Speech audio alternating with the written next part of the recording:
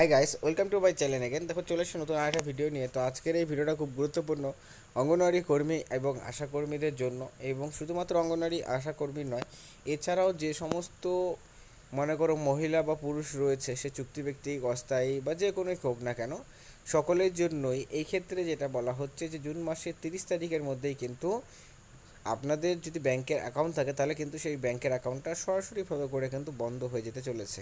এটা খুবই একটা গুরুত্বপূর্ণ একটা বিষয়, কারণ ব্যাংকের বই চট করে বন্ধ হয়ে যাবে এটা নিয়ে কিন্তু অবশ্যই জেনে রাখা দরকার। তাই ভিডিওটি শেষ পর্যন্ত অবশ্যই দেখতে হবে, কারণ ভিডিওটাকে যদি আপনারা এড়িয়ে চলেন তো সেই ক্ষেত্রে অনেকে এই সমস্যাগুলো যদি থাকে তাহলে কিন্তু ব্যাংকের বই সরাসরি বন্ধ হয়ে যাবে।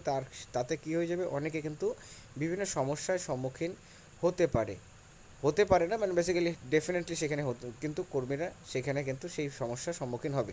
তো যাই হোক, এই ব্যাংকের থেকে কি আপডেটটা উঠে আসছে, যেটা সমস্ত অঙ্গনওয়াড়ি আশাকর্মী, চুক্তিভিত্তিক, অস্থায়ী কর্মী এবং এছাড়াও যাদেরই ব্যাংকের অ্যাকাউন্টগুলো রয়েছে, সে যে কোনো ব্যাংকেরই হোক না কেন, সে পাঞ্জাব ন্যাশনাল ব্যাংক হোক, স্টেট ব্যাংক হোক বা গ্রামীণ ব্যাংক হোক, যে কোনো ব্যাংকেরই হোক না কেন, অবশ্যই তোমাদের এই বিষয়টা ডিটেলসে কিন্তু জানাটা দরকার। এবং সমস্ত বিষয়টা আমরা এখানে কিন্তু এ টু জেড তথ্যগুলো তুলে ধরবো যে অ্যাকচুয়ালিতে এখানে কী আপডেটের কথাটা বলা হয়েছে। তাই ভিডিওটি শেষ পর্যন্ত দেখবে, কারণ এটা স্কিপ না করে দেখতে কিন্তু অবশ্যই হবে তোমাদের। স্কিপ করলে অনেকগুলো বিষয় তোমরা কিন্তু বুঝতে পারবে না যে এখানে কী সম্বন্ধে বলা হচ্ছে, এবং এটা খুবই কিন্তু ইম্পর্ট্যান্ট এবং ভাইটাল একটা ইনফরমেশন, যেটা না জানলে পরে তোমাদের পরবর্তী সময় কিন্তু সমস্যার সম্মুখীন হতে পারে। তো যাই হোক, সেই আপডেটটা তোমাদের জানাবো, তাই ভিডিও শেষ পর্যন্ত দেখবে এবং দেখার পর নিজের মতামত অবশ্যই জানাবে। যদি ভিডিওটা ভালো লাগে লাইক করবে, চ্যানেল নতুন থাকে চ্যানেলটিকে সাবস্ক্রাইব করবে এরকম ইনফরমেশনগুলো সর্বপ্রথম পাওয়ার জন্য। তো দেখো, যে আপডেটটি রয়েছে সেই আপডেটটা আমি তোমাদের জানিয়ে দিচ্ছি। তো প্রথমত বলে দিচ্ছি, এটা কিন্তু সকলের জন্য, যাদের ব্যাংকের অ্যাকাউন্ট রয়েছে সকলের জন্যই কিন্তু এই ভিডিওটা। সেক্ষেত্রে পার্টিকুলারলি কোনো একদম পার্টিকুলার একটা সেকশনের জন্য নয়, সকলের জন্য যাদেরই ব্যাংকের বই রয়েছে, সে যে কোনো ব্যাংকেরই হোক না কেন।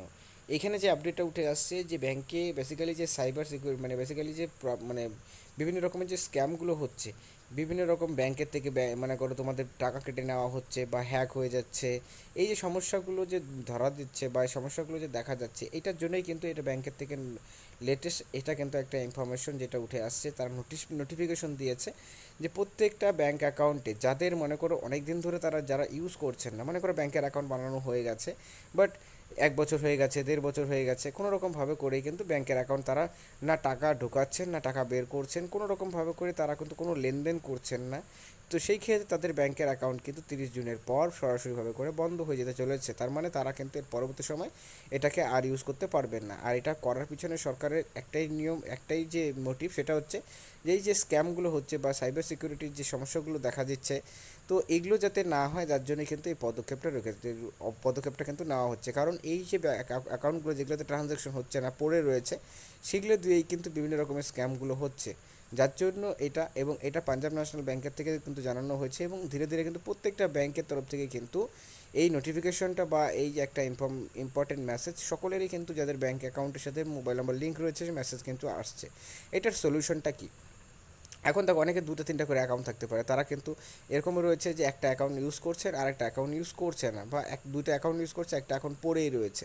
তো সেই ক্ষেত্রে তারা যদি সেই ব্যাংকের অ্যাকাউন্টটাকে তারা চালু রাখতে চান, তাহলে তাদেরকে কিন্তু 30 জুনের মধ্যেই KYC করতে হবে, মানে আধার কার্ড, প্যান কার্ড নিয়ে এবং 1 কপি ফটো এবং KYC ফর্ম নিয়ে তারা কিন্তু আবার নিজস্ব ব্যাংকে গিয়ে জমা করতে হবে। তাহলে পরে তাদের ব্যাংকটা কিন্তু বইটা অ্যাক্টিভ থাকবে, আদারওয়াইজ ব্যাংকের বইটা কিন্তু সরাসরিভাবে বন্ধ হয়ে যাবে। আর কেউ যদি সেইটাকে ইউজ করতে না চায় ব্যাংকের বইটাকে, তাহলে তোমরা কিন্তু সেই পার্টিকুলার ব্রাঞ্চে গিয়ে ব্যাংকের বইটাকে ক্লোজ করে নিতে পারো। তাহলে পরে পরবর্তী সময় কোনো রকম এই যে সমস্যাগুলো হতে পারে সেই সমস্যাগুলো কিন্তু সম্মুখীন হবে না। ঠিক আছে?